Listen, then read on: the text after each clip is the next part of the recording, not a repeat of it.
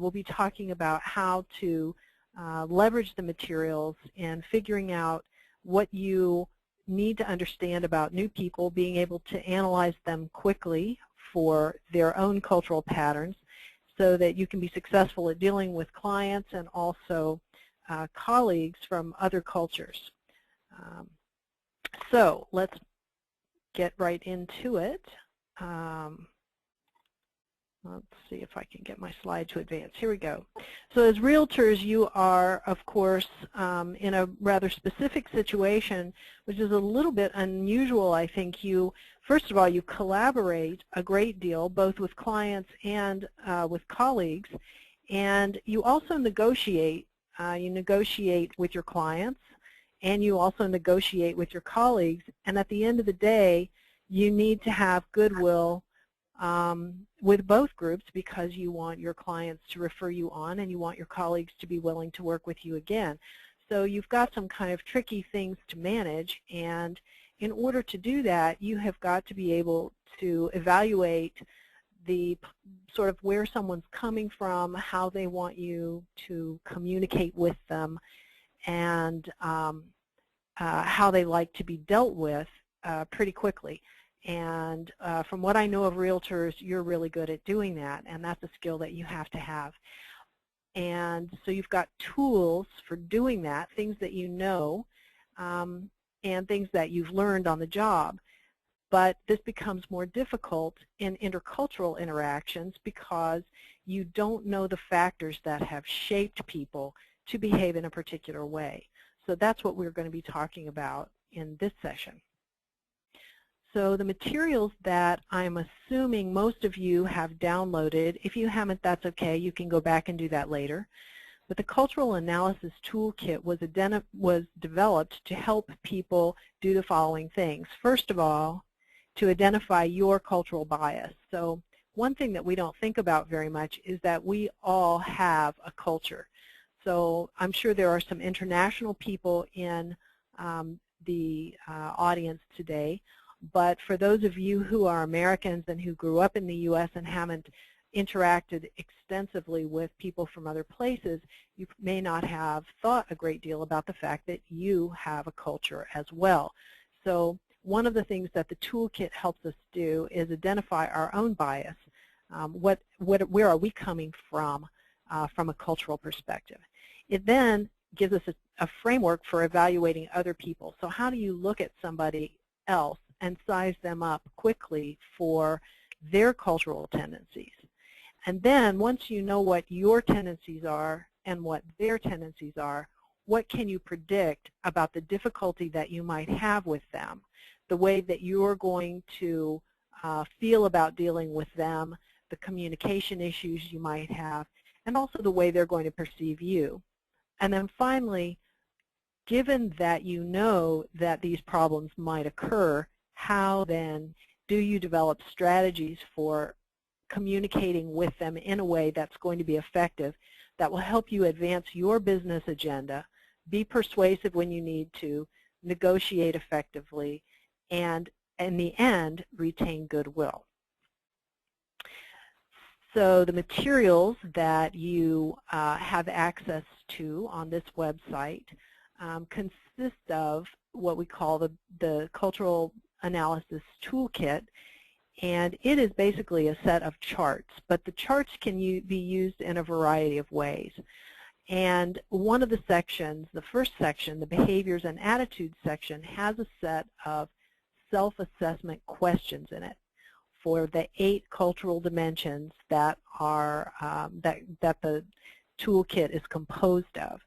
And there is a self-assessment chart on page 34, and if you answered all of the self-assessment questions in the Behaviors and Attitudes section, you were then able to put an X on the self-assessment chart on page 34 to create your own personal profile.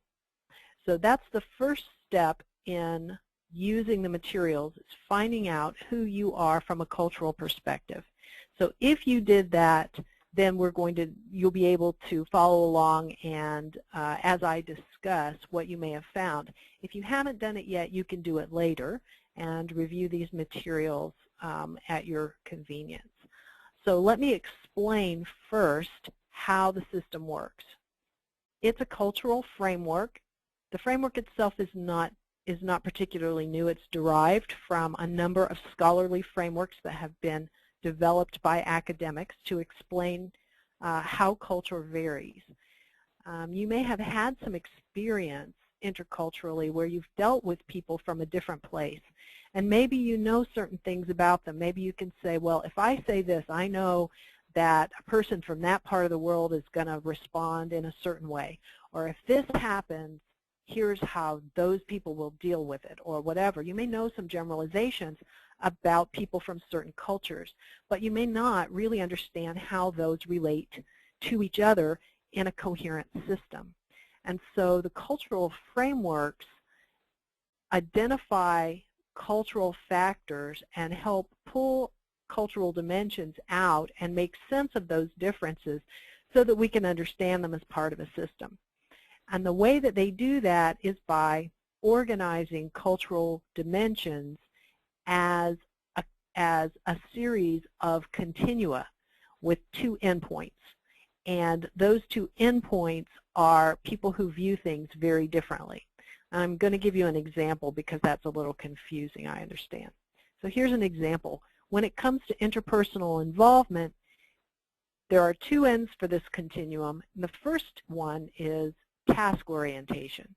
And people who are task oriented, they're very logical and rational people. They move through systems by checking things off. They like lists. They like to have agendas when they go to meetings. They don't like to spend a lot of time chit-chatting. They want to get down to the point. They're very task-driven. They tend to be mission-driven in the things that they do. They're very organized, and they're not especially interpersonally oriented. At the other end of this dimension are relationship people, and these are people who get things done not by going online and researching them or downloading the application form. These are people who get things done by picking up the telephone or texting a friend. How do you do such and such? These are people who leverage interpersonal networks very, very heavily. So you may be able to identify very quickly that real estate tends to be a highly relationship-oriented business, and yet within that there are people who have different approaches. So you've probably worked with other agents or clients, some who are just the facts, ma'am, want to get through it, do things in an orderly manner, and other people who really want to, who not only want to get to know you but need to know you. They need to trust you, and they rely on you psychologically to sort of get them through the process. So these are two very different ways to approach the same cultural dimension of interpersonal involvement. One thing that's very important to stress in intercultural interaction is that both of these cultural features make sense in the environments that give rise to them. So task-oriented environments like Scandinavia or Germany, there's good infrastructure. People don't need to lean on each other particularly heavily. They can move through a system, and the U.S. tends to be a relatively task-oriented place. A relationship environment might be somewhere like Latin America, where people really can't get things done unless they leverage interpersonal relationships. Getting jobs requires personal connections. Getting things done is done on the basis of whom you know and who can help you, and networks of friends and acquaintances are very important. So both approaches make sense depending on the environment that you're in, and both have advantages. Task-oriented people are very logical. They get things done. They're all about the bottom line, and they get good results. Relationship-oriented people are able, when the system breaks down, they've got a large number of people they can call on. There are a lot of advantages to being able to work relationships. So neither side is bad. Both have advantages. Both also have disadvantages. Task-oriented people tend to have kind of tunnel vision and not look at all the factors. They want to move forward in a linear way. Relationship-oriented people can get bogged down in relationships so that they don't move forward. So both have advantages, both have disadvantages. It's not the case that one is better than the other. So that's a really important point to emphasize, because we have a tendency to be able to see when people do things that have approaches that are vastly different from our own. We have a tendency to say, well, why can't they do it the way I do it? The answer is that they developed their way of doing things in an environment that's different from mine, and so they have a different perspective. But their perspective has advantages, and it has advantages for me too. If I'm a task-oriented person, it's good for me to have a relationship-oriented person to rely on as well, and vice versa. So both systems have advantages, but when people try to work together from the two perspectives, it can cause difficulty. And that's the situation that you're in if you are any kind of professional, but also a real estate professional, working with a group of people or a client or a colleague from an environment that you're not familiar with. Okay.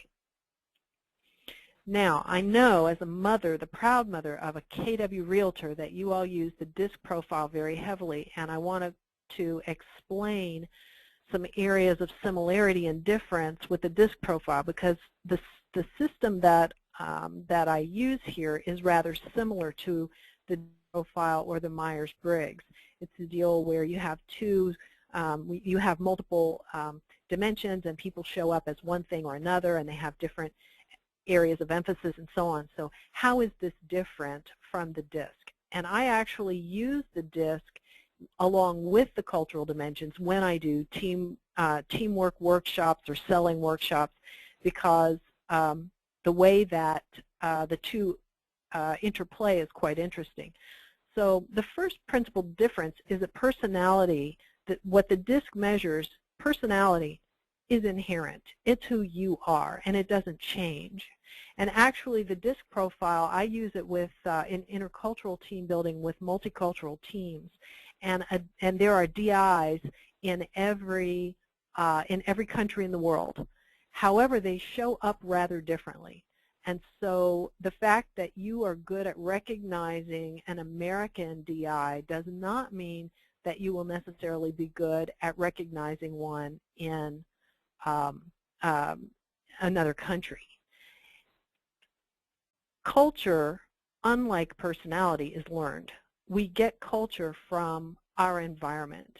So we're taught as children to do certain things by our parents and by our teachers, and we absorb other lessons from society.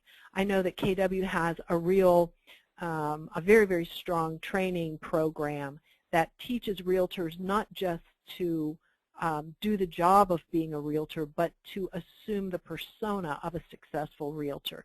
Well, that's an acculturation program, and I'm sure that if you think about KW compared to other real estate companies, you know very clearly that KW has its own corporate culture. And so because culture is learned, it can also be changed. So you can't change your personality. If you're a D, you are going to have a very difficult time convincing anybody you're an S, right? If you've ever tried, it doesn't work. But culture is different. So there's a book called Kiss, Bow, or Shake Hands, and that's an example of cultural features. Whether you kiss or bow or shake hands when you run into somebody is culturally determined. It's not something that that is inherent to you as a person. So if you go to Japan, you will be able to bow, and if you go to somewhere in Latin America, you will it's possible for you to adapt your behavior and learn to kiss people when you greet them, and so on. So culture is different from personality in that it's learned, and you can change it. Some behaviors are more difficult to change than others, but you can adapt to a much greater degree to someone's cultural expectations than you could change your personality. And so that's what cultural adaptation is about. It's a question of modifying your behavior to fit other people's culturally based preferences and expectations. All right, so I hope that helped, and if you have any more questions about that, I'll be glad to answer those. All right, so let's look at your profile. For those of you who filled out page 34 of the Cultural Analysis Toolkit, please go to your profile, and let's see what you checked off. So there are 8 cultural dimensions. We won't be talking about all of them in these sessions, but I will be giving you an idea of how to understand what you checked off and how to use the various sections of the toolkit. So first of all, one of the things that the chart on page 34 tells us is where your strong preferences are. So if you put an X at either end of the spectrum on any of the cultural dimensions, that means that you have a strong preference for a certain way of being. And Americans tend to have preferences for achievement orientation. We tend to be relatively task-oriented, although since you're since you're realtors, you probably are more relationship-oriented. I noticed when I do this presentation to marketers and accountants, the accountants are all extreme universalists. They are big rule followers, and the marketers tend to be particularists. They are people who get around rules. So as real estate professionals, I would assume that you're probably somewhat more relationship-oriented than people in, than general surgeons, for example, who don't interact so much with people. At the same time, if you went to Argentina, you would probably discover that you're less relationship-oriented than you thought you were, because people there are so strongly oriented towards that trait. So for the extremes, you want to make particular note of those, because those are the areas where you have the least flexibility and more difficulty adapting. So if you are a strong relationship-oriented person, you will have more difficulty dealing with people who are extremely task-oriented. And you'll have more adaptation to make, and it will be a little bit more costly to you. Now, that doesn't mean you can't do it, but this is an area where you should make a star or draw a circle so that you know that this is an area that you will need to work on in particular. I am an extreme schedule-oriented universalist with strong task-oriented tendencies, but I work very successfully with people who are the opposite of all 3 of those, because I'm culturally aware enough to understand what they expect and what I can expect from them and how things are going to go. And so I prepare appropriately and interact successfully with them. So the areas where you have your mark on one end or the other of the continua is where you have less flexibility. If you marked your X right in the middle, that means that you have more flexibility, and it'll be easier for you to adapt to either end. You can kind of see their point, and if they tell you, well, this is the way I want to do things, you'll be able to say, yeah, okay, that makes sense to me. You won't feel like fighting it, or this is weird, or this is irritating. It'll be natural enough for you to make the change.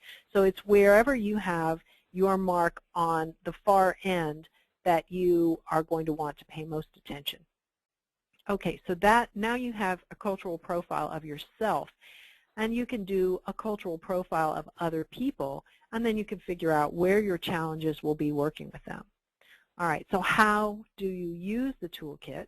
Well, first of all, you do the self-evaluation. We've just gone through that, so you know that part now. Then you can investigate other people, and we're going to practice that in the second of these 2 sessions. We're going to practice looking at other people and figuring them out. And I'm going to give you a URL for a video where you can go through a much more detailed practice session. So after you have looked at either a situation or thought about a person that you're interacting with and watching them, you can do their cultural profile. And that is not as difficult as it sounds. As you watch somebody, the way they communicate, the way they interact with you and with other people, you'll get a good sense of that. Once you know how that person, what that person's profile is, then you can look at the reactions and interpretation section of the materials. Now, in the toolkit, along the right-hand edge of the page, there is a series of sections listed, and the one that's in bold tells you what section you're in. The behaviors and attitudes section is the first one, and the second section is reactions and interpretations. In that section, you can look to see how you're going to feel dealing with a person who has the opposite characteristic from yourself. So if you just identified that you are a very relationship-oriented person, then you know that the most difficult trait for you to deal with is going to be task orientation. You can go to the reactions and interpretations section and see what your challenges are going to be working with a task-oriented person. And just as important, you can see how they're likely to perceive you and what problems that's going to cause. Then there's a section called Coping with Difference that tells you some ways to prepare for dealing with people who are your opposite for a particular dimension, how to prepare to deal with them, how to interpret what they're saying, and how to communicate effectively with them. And then finally, there's a section called Learning from Them that talks about what they're good at and also how to make a persuasive argument to them. Because if you're trying to sell in particular or convince someone of something, either in negotiations or you're talking to your client about, you know, we really do need to come down on your price.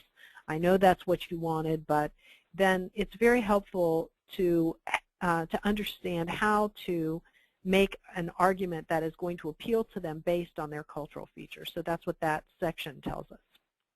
All right, so let's look at a couple of the cultural features. The first one I want to tell you about, because this is an important one in interpersonal relations, and you have a lot of that in real estate, has to do with task and relationship, and I already gave you a little snapshot of this feature.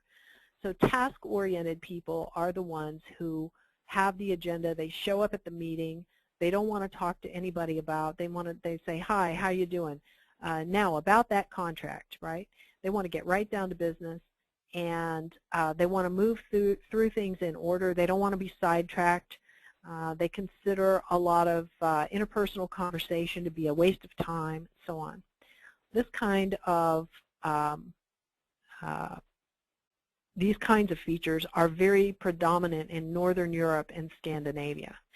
So if you're thinking about how the DISC works with the features, it's useful maybe to consider that there are DIs, for example, in every country in the world. But in certain environments, those features are encouraged. So in the U.S., people who can command a room, who can drive a deal home, who can make the point, who can close a deal, those drivers, those dominants are highly valued. And so those people are accepted in American society. People who can influence, people who can talk effectively, who can leverage relationships, those people are highly valued in the U.S. In Japan, dominating other people, pushing, being aggressive, talking loudly, showing off, those things are very, very negatively valued. They are discouraged in Japan. And people who talk too much are considered to be time wasters and people who don't really have anything to say. It's considered to be much wiser to be quiet. So anyone who is naturally a DI who's born in Japan is going to come across very differently from a DI in the United States, because they've been taught their whole life that they're too loud, that they're too pushy, and that they need to kind of squelch those characteristics. So that's why it's difficult to recognize those features in other countries. It's because the cultural overlay has caused people to behave differently from what is their natural tendency. And so in Northern Europe and Scandinavia, you see people with a strong task orientation, not because they are necessarily SCs, but because they are taught that chit-chatting is inappropriate and dominating other people is appropriate. You should be focusing on getting things done, and you should do it quietly. The other end of the spectrum is relationship orientation, as I mentioned, and these are people who get things done through a personal network. People with a strong relationship orientation place a very high value on trust. They don't want to do business with someone they don't trust, so they take a little longer to get to know. A task-oriented person assumes that they're going to have a contract, and that contract is going to be binding, and you won't misbehave, because if you do, they'll sue you. A relationship-oriented person doesn't even want to have a contract. They want to know who they're dealing with so thoroughly that a contract is unnecessary. And in relationship-oriented countries, contracts tend to be minimized. They tend to be vaguely worded, and people assume that if something goes wrong, they'll just work it out between them because they're friends before they ever sign the contract. And you see this in actually almost the entire world is more relationship-oriented than the U.S. Okay. So here are some task features of people that you may have to deal with in one category or another. So first of all, they're very organized. They tend to have their questions ready and their goals are clear. So the first time they meet you, you know what kind of client I'm talking about. They say, okay, well, here's what we want. Here's what we're thinking about. We have 3 questions. And they're easy to deal with from that perspective, but they're not real interested in getting to know you, and they don't spend a lot of time on that part of it. They tend to be process-oriented. They don't like surprises. They want things to go along. So you know that there's a good chance that even even though you've got a contract and you're supposed to close on the 13th, you probably won't close on the 13th, or there's a very good chance that you won't. But they will be completely taken by surprise by this and kind of horrified and feel that something's wrong, and you'll have to rush in and reassure them, no, it's really okay. This is just how the process works. And if you tell them about the process and they understand more about the process, then they'll be more comfortable because they're very process-oriented, and that is what will reassure them. They're no nonsense. They want the facts. They're not into socializing. They like numbers and statistics. Engineers tend to be highly task-oriented. As clients, you will get them by having good credentials, maybe literature that they go to on the web. They'll find something about you that you won an award last year or whatever. They're interested in your reputation and your standing, and they will research you. They value your expertise. They don't care so much about your personality. The point is, can you get the results that they're looking for? And they will refer you based on your competence. Did they have a good experience? And did you know what you were talking about? And so on.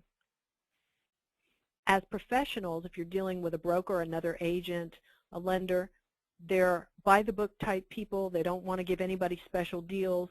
They are annoyed by surprises and changes. They want to move through things in a very orderly manner. They expect you to have all the documents when you show up at the meeting, and they will refer you again based on competence. Relationship-oriented people have almost the opposite perspective. They do basis on trust. They take time to develop relationships, so you can't just jump into it with them. You need to get to know them. And they will put feelings over facts. So if they like you, even though something's gone wrong, if they really like you, they'll stick with you almost no matter what. And their perspective is, well, things happen when they happen, and life is not linear. They are pretty relaxed about moving along with things in a nonlinear way. So they deal a little better with surprises. As clients, you will gain them through referrals. They will ask their hairdresser, their auto mechanic, their best friend's boyfriend, their cousin, for a realtor, and that's how they'll find you. They want to get to know you. In fact, who you are is very important. And they may bring along and consult family members. So with relationship-oriented clients, a lot of times you'll have lots of people going on visits together, or people can't make decisions on their own. They need to go back and talk to family members. There are parts of the world where whole distributed extended families buy homes together. And of course everybody has to make a decision about the deal. They will rely on you emotionally. If anything goes wrong, you're the person who can calm them down and make them feel better and comfort them. And they're very loyal, and if they have a good experience with you, they'll tell everybody they know. As professionals, they will make more concessions if they like you. So if you're trying to negotiate a deal or a price or whatever, and they like you personally, you're much more likely to get a better, if there's a concession that they could make but maybe not, and it's up to them to decide. If they like you, that will tip the balance. And then they give lots of referrals, and they expect referrals back from you. All right. So that's one cultural dimension out of the 8 and how it plays out in real estate. And now I'll talk about the other one that I'm going to use as an example, and then we'll play around with these a little bit more in the second session. So universalism and particularism has to do with the way people view rules and authority. Universalists are people who think that everybody should follow all the rules all the time, because if they don't, civilization will fall apart. Cross the street on the green light, and they don't make any exceptions, because if you make one exception, then everybody wants an exception. Universalism is very strong in Northern Europe and Scandinavia, Japan, Singapore, countries where there's strong infrastructure, good order, the rule of law, everybody is protected, and people generally trust their government. Particularists are people who make a decision whether or not to follow a rule based on the situation. So I know that's the rule, but I'm in a hurry. Or, yeah, but my mother's sick, so all bets are off. These are people who go around rules when it suits them. Particularists won't follow bad rules, and they don't follow rules that are made by people they don't like. So in countries where there is less infrastructural stability and things are fluid, you don't know who you can rely on, or you don't know that the infrastructure is that the road will be there next week, maybe it will be washed out, or the government may change and the rules may change. Particularists are people who kind of make their own luck, and they tend to want to get around rules. And much of the world is particularist. And and because we are so universalist in the U.S. about laws and contracts, this can cause a problem for us. It's really important to understand that people from other countries, almost any country you name, but particularly emerging economies and countries where the rule of law has either been oppressive or not very strong, have a very different view of the world, of the rules. So how do you see this? Universalists, when it comes to selling, they'll be very literal about pricing. So if you have a universalist client, they're not going to want to modify their price. They've got a fixed price in mind, and it's going to be very difficult to move them off that price. They tend to stick to known practices.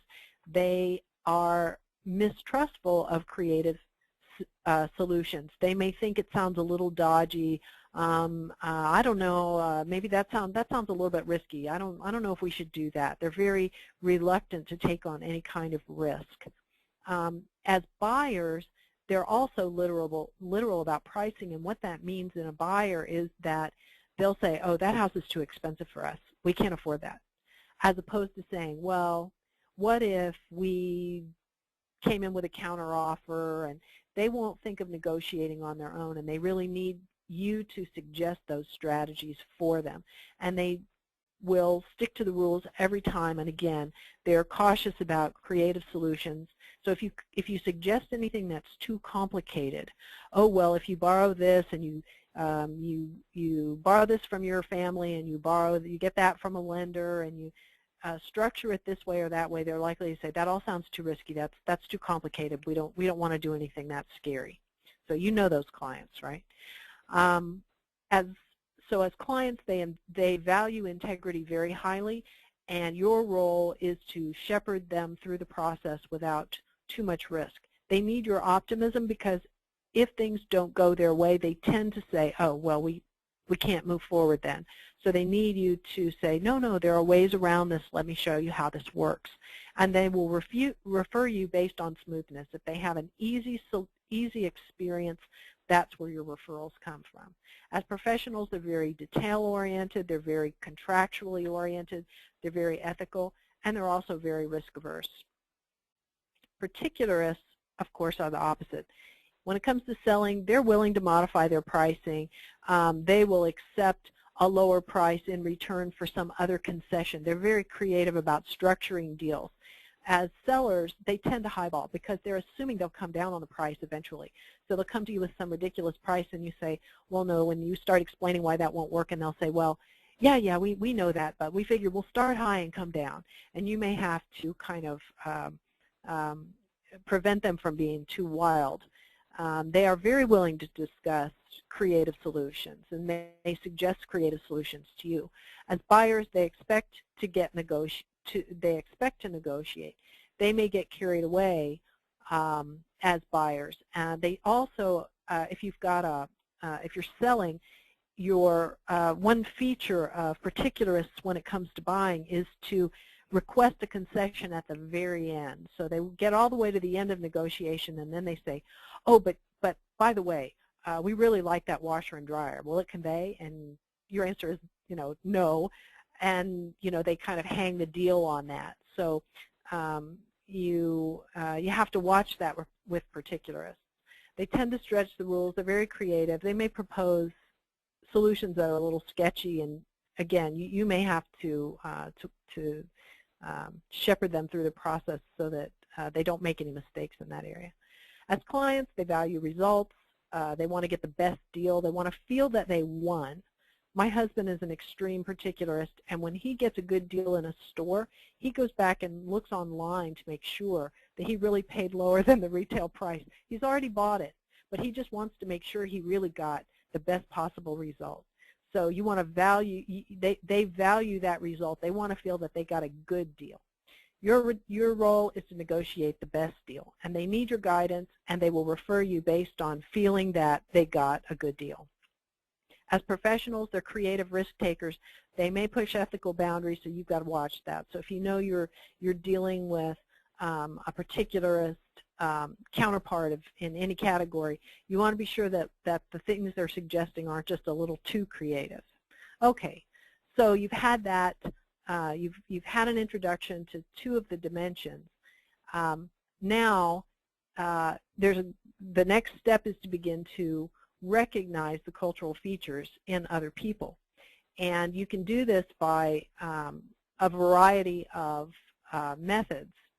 And that would be a good homework assignment between now and the next presentation, because you can use the gathering data section of the toolkit to observe people that you interact with and figure out where they fall for each of the dimensions.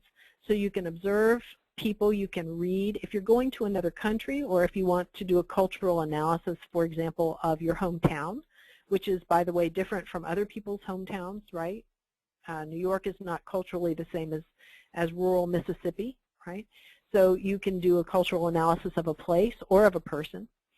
So you can read signs. You can see if you're in a place where there are a lot of traffic signs, lots of lines painted on the road, and everybody's following those, that's a sign of universalism. People are obeying the rules.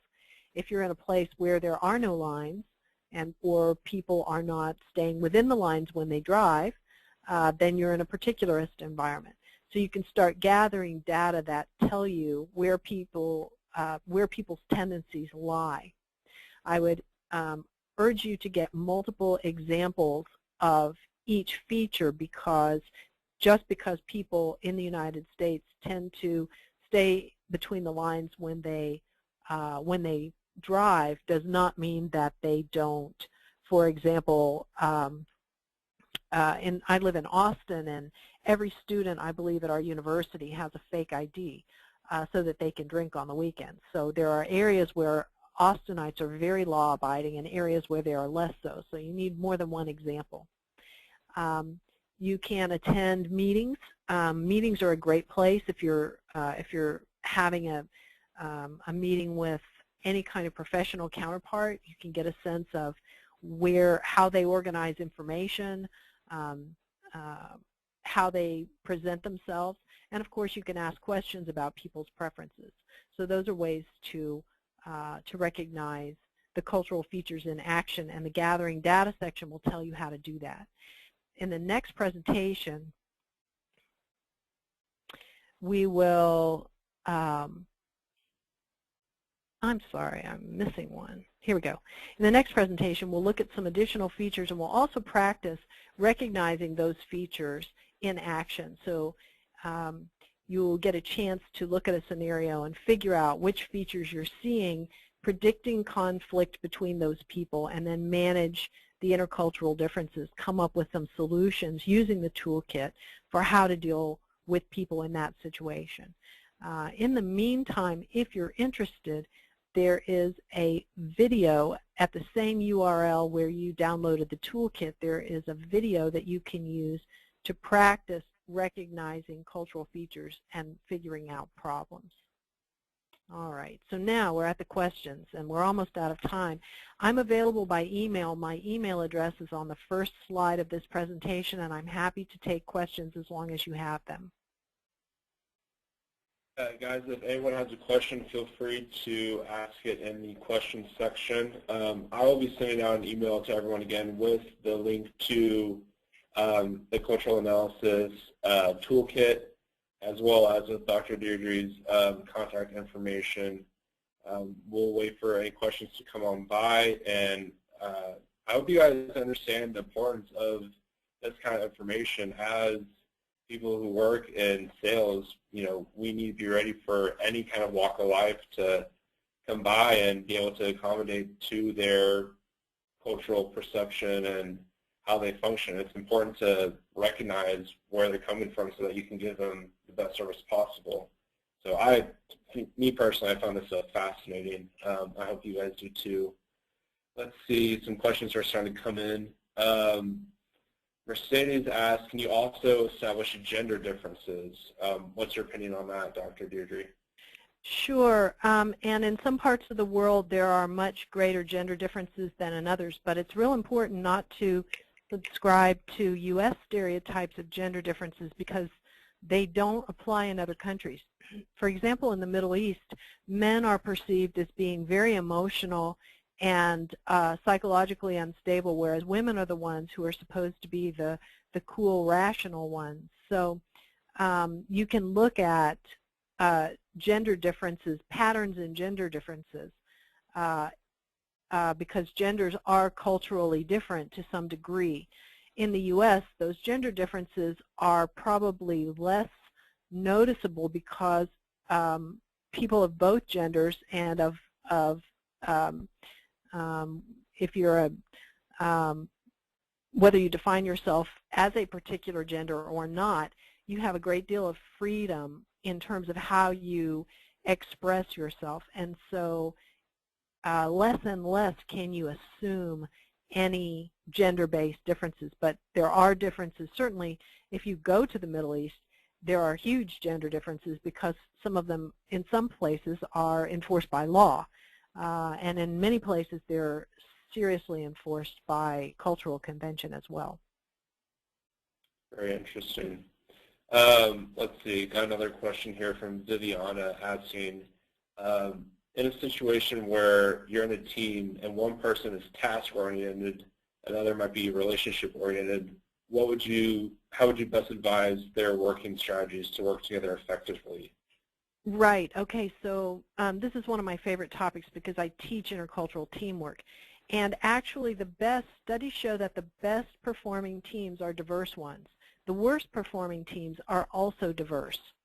What that means is that if you don't integrate cultural differences, you can end up just being really frustrated with other people.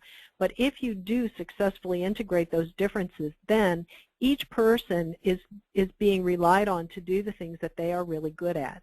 So your relationship person, so I'm a very task-oriented person, and I have a colleague who's relationship-oriented. And when she came to work at my center, it changed my life because I'm not very outgoing when it comes to being the sort of the face of the center. And I'd rather be working on a report than going to a party, to be honest with you. And so for me, being the, oh, hi, I'm the cyber director, come in, let us tell you what we do, for me that's kind of exhausting. But she lives for that. And so I just able to offload all of that for her. And she, because she's got so much going on and so many different areas of interest, and she's talking to so many different people, she has a hard time sometimes making decisions and pushing things through a process and getting them done. And that's my forte. And so without ever really negotiating it in a direct way, it just worked out that we relied on each other very heavily for things that we weren't good at. And when I need to get something done, I can say, gosh, you know, I've come to her often, I'd say, I don't even know where to start with this. And she said, well, let me call so-and-so. I have a friend in accounting. Oh, I know somebody who did this or that. And her network of friends was hugely helpful to me. So the answer, that was a long answer, but it's a very important question. The answer is that you have to work together and you have to constantly keep in mind the other person's strengths. And that learning from them section of the toolkit shows you what the strengths are that that person has. And then you don't ask a relationship-oriented person to be the task person. Everybody assumes the tasks that are appropriate to them and relies on the other people for the things that they're good at. And then you manage the things that the other person is not so good at. And that's how you integrate difference and get the best from everybody. Very interesting. I'm totally on board for that too. Let's see, another question from Paul Anthony. Who's better to manage the processes in a team, the universalist or the particularist? What's your opinion on that? The processes, well, first of all, that's a great question. First of all, you need to think through what the processes should be, because particularists will not follow processes they don't either approve of or agree to. So before you even start managing the processes, you have to decide what the processes ought to be. And then if you get pushback from your particularists, the universalists need to show why those are good processes, or they need to abandon them. So that's an early negotiation that needs to take place. It could be that particularists have to follow a lot more rules than they like, because if they don't, the test results that they provide could be false, and somebody could have a disease that they got false results from and die. And if you say to a particularist, here's why what you're doing, what we're asking you to do is so important, then the particularist will buy into it. Otherwise, forget it. And if you've got a lot of needless bureaucracy that doesn't mean anything, you should make sure that your particularists, you know that they're not going to follow that, and so you should probably get rid of those rules. Once you have a set of rules that everybody's agreed on, then you talk about the importance of following those rules, and you would have a universalist who was in charge of enforcing them, definitely, but you would want to use particularist strategies for reminding particularists to follow them. So in the learning from them section of the toolkit, it tells you that particularists won't follow a rule just because it's a rule. So you have to say, you can't say, by the way, I noticed that some people aren't following the rules. You have to say, I want to remind you why this rule is so important. Or our process is, the next step in our process is such and such, and I want to remind you why it's so important to make sure that you go through step number 6, as opposed to saying, I notice some people are not following all the rules, right? You have to constantly reinforce why that is a choice that the particularist should be willing to make. Okay, another long answer, sorry. No, no worries. The more the merrier. John Hall asks if you could clarify again kind of what American assumptions are, or how people perceive Americans to be in terms of task, relationship, or universalist versus particularist. What, in general, where do Americans lie on those spectrums? It depends on the arena, but with universalists and particularists, Brazilians see Americans as being incredibly universalist. In Brazil, if something costs $1.97 and you give them $2, they won't give you change because it's close enough. And if it costs $2.03 and you give them a $2 bill, that's good enough. And my Brazilian colleagues say, my gosh, these Americans, they're so literal. You have to give them the 3 pennies. And pennies aren't worth anything, and it takes extra time, and I can't believe you insist on that. So Brazilians see Americans as being tremendously universalist. However, the Japanese see Americans who are frequently not on time and don't bother to follow procedure to the letter as being extremely particularist. So it depends very much on the perspective of the other person. So if you say to me, how do Russians perceive Americans, it's going to be completely different from how do Swedes see Americans, right? However, there is an American, Americans tend to be on the particularist, on the universalist side, but we're not the most universalist. We tend to think we're more rule followers than we are, but we certainly are when it comes to contracts. Gotcha. And sorry, relationship and task. I think Americans tend to be more task-oriented than almost any country I can think of, because we don't rely. We tend to rely very heavily on systems and processes, and not so much on other people. But Northern Europe, again, is quite task-oriented. So again, it really depends on whose lens you're viewing us from. Got it. All right. I think we'll make this the last question for today from Teresa.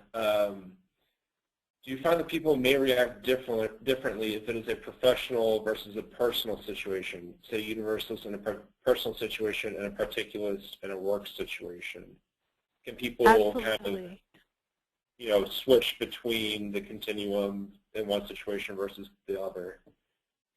Universalism and particularism is a feature where there's a lot of variation. People will be universalists in certain areas and particularists in others. And you can have a work culture that's extremely universalist, where if you break any rules at all, you get fired. Obviously, people in a situation like that are going to be very rule-following. In a country where that's generally speaking particularist. So yes, those features do vary a great deal. I'm not sure what you're thinking of. That question sounds like it has a sort of specific perspective, but when it comes, obviously for real estate, contracts, enforceability, processes, forms, those aspects of universalism and particularism are very important. What you find in particularist countries is that they tend to not fill the form out completely, or instead of filling it out with the official answer, they tend to guess or expect that contracts will not be binding. So you have to be very careful for that dimension when it comes to legal issues. And what you will often find in clients and colleagues from particularist countries is that they want to do something under the table or sort of behind the scenes, or, well, it's my cousin, so they want a special deal or that sort of thing. And so you have to really be aware of your ethical boundaries when you're dealing with people from that kind of background. Got it. Very cool. All right. Well, guys, I think we're going to wrap it up here. Some people are asking if we can get copies of today's slides. Yes, of course. We're going to be uploading the recording of this webinar as well as the slides to the GKITS website. as always, all of our educational webinars are available on the past webinar section on the GPS community site.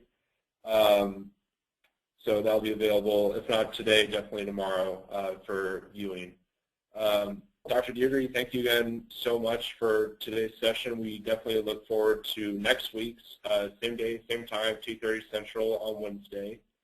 And my pleasure. I'll see you again. yeah, absolutely. Take care, everyone. Thanks.